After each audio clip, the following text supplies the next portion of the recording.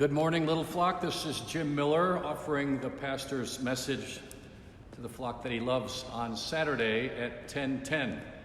We have these little gatherings virtually every day, Monday through Saturday at 10:10, and we welcome each of you and all of you from wherever you may be viewing.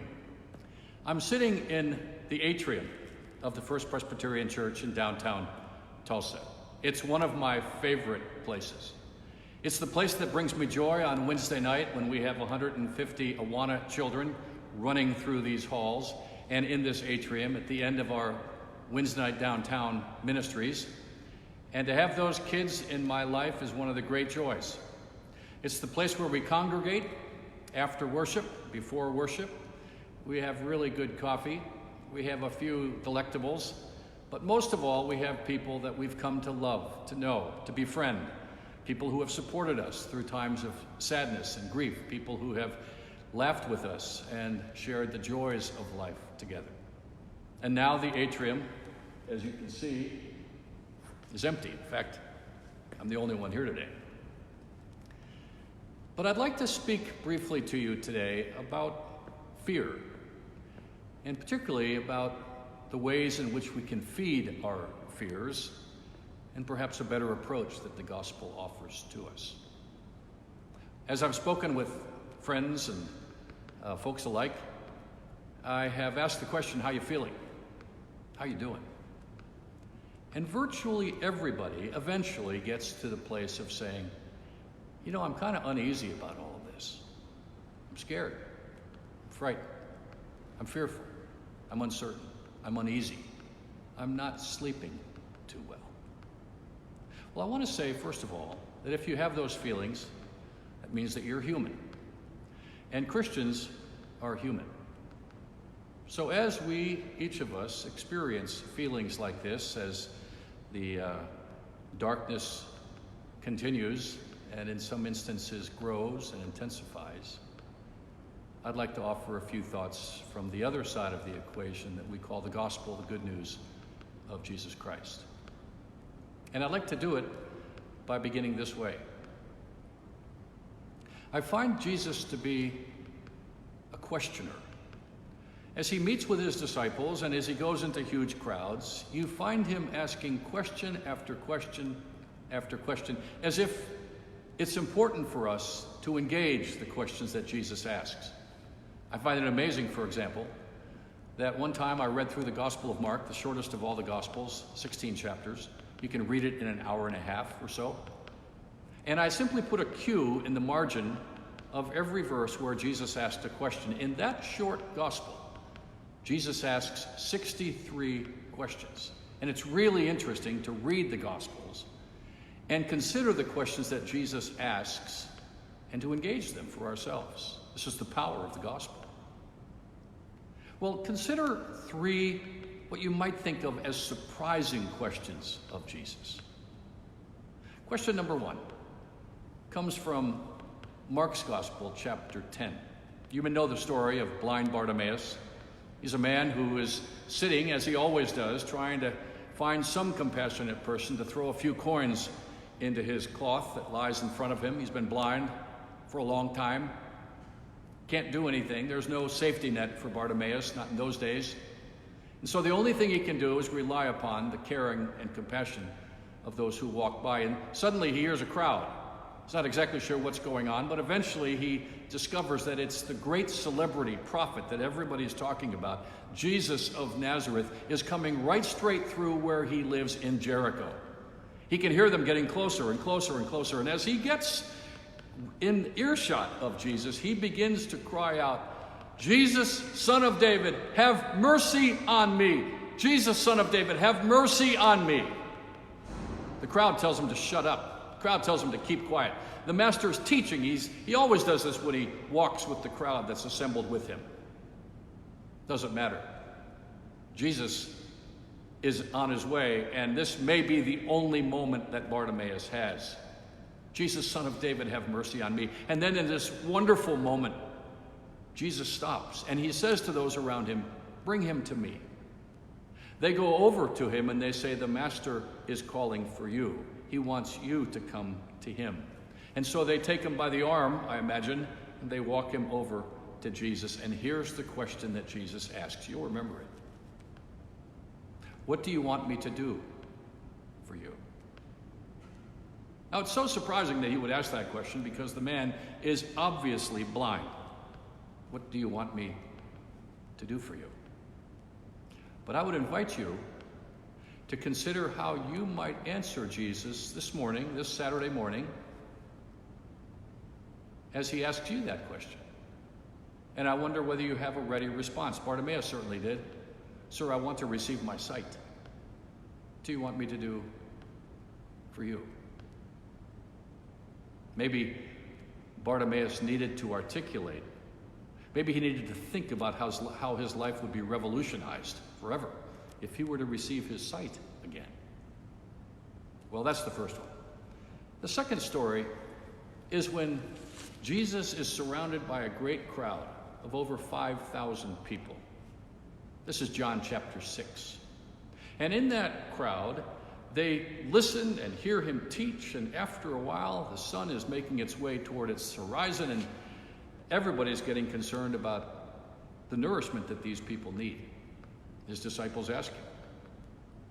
But in John's gospel, it's Jesus who asks his disciples, where are we to get food to feed all these people? Philip immediately looks around. We wouldn't have enough money if we had a year's wages to feed all these people. The anxiety, you can sense it in that little gathering among those that are asking, what should we do now? And I've always been a little bit amazed that somebody didn't say, you know, Jesus, we've been around you now for a long time. We've seen what you can do in crisis situations. I wonder what your idea would be. Well, nobody apparently thought to ask that question. They came up with a lunchbox with 5 loaves and 2 fish. It's the best they could do. But I love the fact that Jesus asks them. And then in John 6 it says, he asked them to test them, to just nudge them a little bit, to challenge them, to push them like a good teacher does, who invites us to take the exam.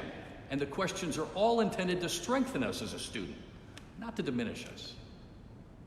The third puzzling and surprising question that I'd like you to consider with me today comes from Matthew chapter 8. I'm going to read the story, if I might. Jesus saw great crowds around him, and he gave orders to his disciples to go over to the other side. So they got into the boat. His disciples led the boat out to sea, and a windstorm arose on that sea, so great that the boat was being swamped by the waves. Now Matthew, in this text, Matthew chapter 8, uses the word for storm that in Greek is seismos. And we know that word. We know what it means that we've had a seismic event. You have instruments that can actually identify earthquakes, this seismos event, and identify the magnitude of an earthquake. The only other time that Matthew uses that word seismos is for the shaking of the earth when Jesus is crucified on Mount Golgotha, and for the shaking of the people when Jesus is resurrected from the dead. They are seismosed. They are terrified with fear. There's a seismic event that has just happened. I love the fact that he uses it here, and I don't know about you, but this coronavirus, this COVID-19, seems like a seismic event. It's global in nature. It's invisible and unseen. Nobody's really sure how you contract it, how long it lasts, how come it affects some people and not others. So everybody becomes something of a suspect, and we're all, for good reason, invited to hunker down, stay away from people and crowds, for all good reasons. But I love this next line in the story, Matthew chapter 8. A windstorm arose on the sea that was so great that the boat was being swamped by the waves. but Jesus was asleep. Now just let that sit in for a moment. How does that happen? Well, he's fatigued, clearly. But he's fatigued in a way that is physical. There's another loss of sleep that is not so much physical as emotional. We're restless at night. Our eyes are open. We're fearful about what has happened in the past or what might happen in the future. There's another kind of fear that can keep us asleep. And the disciples are astonished that he's asleep in the midst of this storm that causes professional fishermen to actually fear for their own lives. They went and woke him up. And they said to him, "Lord, save us! Save us! We're perishing." And he said to them, "Why are you afraid? Why are you afraid?" Now that may be the most surprising question that I've ever read in the Gospels. Well, there are dozens of reasons, hundreds of reasons. There are reasons right here in this little boat that we would be afraid. We're professional seamen. We know what it means to get lost at sea. We've seen it happen to people that we know and love. We have reason to be afraid. And yet Jesus asks the question, why are you afraid? I wonder if we can feed our fears. I wonder if we can feed our faith. I think it's very possible, and I think it's actually natural for us to feed our fears. If you watch 10 hours of analysis of the coronavirus sweeping across the world, that's one way to feed your fears. You'll find yourself going to bed at night a little rickety-kneed. If you find yourself engaged in concerns about your health, your own well-being, the well-being of those you love, it's all natural, it's all normal. But fear can not only be painful, it can be paralyzing. Or you could fear the loss of a job. And those fears come very close. We saw, if you were watching broadcast on the news last night, 2 owners of restaurants who wept because they had to furlough, they had to lay off the people that they came to love. They wept. I've been speaking to the medical people in our city, and the fears that they have are for the fears of others, fears who are dying alone, fears who are in homes that you can't get into because of the fear of contagion. Well, those are real fears. I think Jesus will still ask you and me. Now hold on a second. The storm is brewing, yes. The boat is being swamped by these waters, yes. There's nothing you can do about it, yes. Why don't you hand that fear over to me? Why don't you let me have it? Or listen to these words. Now to him who is able to keep you from falling. Now to him who is able to keep you from being swamped by fear. To present you faultless before the presence of his glory with great joy. And to him be all glory. This is the benediction at the end of that little letter called Jude. Or how about this? I am convinced, Paul says in Philippians 1:6, that the one who began a good work in you will bring it to completion until that day. Or how about this? The Lord is faithful. He will establish and he will guard you against the evil one. 2 Thessalonians 3, verse 3. Well, we can go on and on with these texts, but that's the way to feed your faith. I would encourage us, as we have a little bit more time perhaps than sometimes, I would encourage us to stay in the Gospels. Focus on the Gospels. Read one Gospel after the next. Read it in another translation. Allow the presence of Jesus to feed your faith, to strengthen you in the midst of all the uncertainties of our time. I read a tragic story today of the people in Iran who were encouraged and then convinced to drink methanol, which somehow was going to deal with the coronavirus. And now over 400, at least I think at last count, over 400 have succumbed to death because they were given the wrong counsel to actually ingest a toxic into their lives. Fear can be toxic. We all know that. It's human, yes, but insofar as we can feed our fears, it can be lethal in so many respects. It can actually kill that which is good and beautiful and true. Same thing is true on the other side of the equation. Paul puts it this way in his letter to the Philippians. Let me just find it here.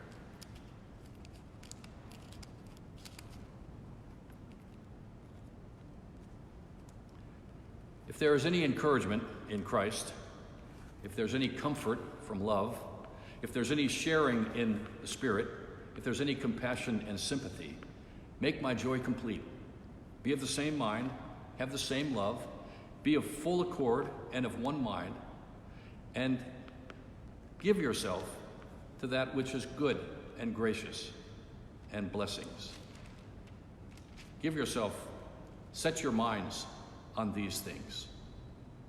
Set your minds on the things that are good and excellent and noble and kind and compassionate. Maybe that's enough for today. Let me offer a couple of just updates. I had an idea while I was taking a shower. It's one of the best places where ideas come to me for some reason. And I thought, you know what I would love?